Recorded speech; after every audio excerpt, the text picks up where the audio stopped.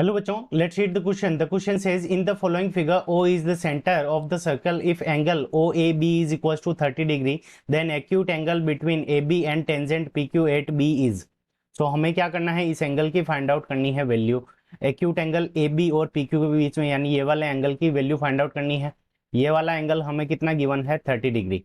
ठीक है बच्चों, तो इस क्वेश्चन को करने के लिए हम की कंसेप्ट लगाएंगे.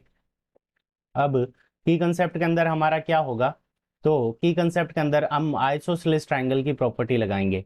Isosceles triangle. ठीक है बच्चों, तो आइसोसेलेस ट्रायंगल की हम क्या कर लेंगे, प्रॉपर्टी लगा देंगे. आइसोसेलेस ट्रायंगल में इक्वल साइड्स के ऑपोजिट एंगल क्या होते हैं, इक्वल होते हैं. ये प्रॉपर्टी लग जाएगी. सेकंड नंबर हम प्रॉपर्टी लगा देंगे हम अल्टरनेट सेगमेंट थ्योरम. ठीक है बच्चों, अल्टरनेट सेगमेंट थ्योरम लगा देंगे. उससे हम इस क्वेश्चन को सोल्व कर लेंगे. तो ये दो प्रॉपर्टीज लगाकर हम इस क्वेश्चन को सोल्व करेंगे.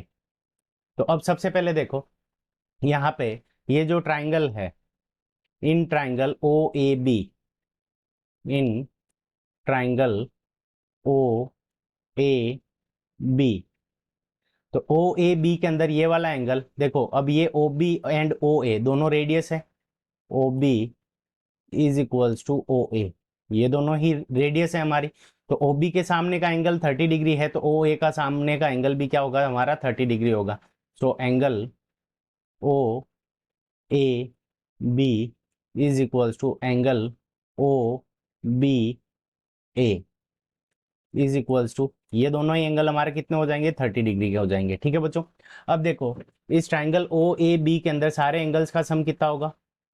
सो angle O A B plus angle O B A plus angle B O A is equals to, इन सब का सम हमारा कितना हो जाएगा, 180 degree.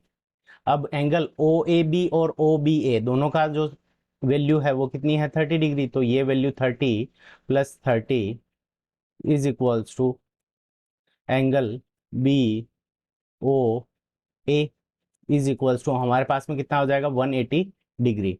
So angle B O A की वैल्यू कितनी हो जाएगी, angle B O A is equals to 30 और 30 दोनों को ऐड करेंगे तो 60, और इन दोनों को इधर लेकर जाएंगे तो यहाँ पे हमारे पास में क्या हो जाएगा, 180 डिग्री माइनस 60 डिग्री.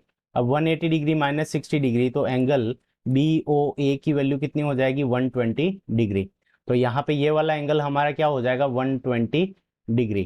ठीक है बच्चों, अब देखो यहाँ पे ये बन रहा है सेंटर के ऊपर, तो ये वाला सर्कमफेरेंस पे बन रहा है किसके कारण, सेम आर्क के कारण, ए बी के कारण. तो angle A C B is equals to half of, ठीक है, half of angle B O A. ये क्या हो जाएगा, इसका हाफ हो जाएगा. तो angle A C B is equals to half of angle B O A. ठीक है, और इसका रीजन क्या हो जाएगा, रीजन हो जाएगा मेड बाई, तो यहाँ पे पहले हम वैल्यू निकाल लेते हैं. तो 1/2 मल्टीप्लाइड बाई 120, सो इसकी वैल्यू कितनी आ जाएगी हमारे पास में, 60 डिग्री. ठीक है बच्चों, तो made by same arc, made by same arc, made by same arc A B.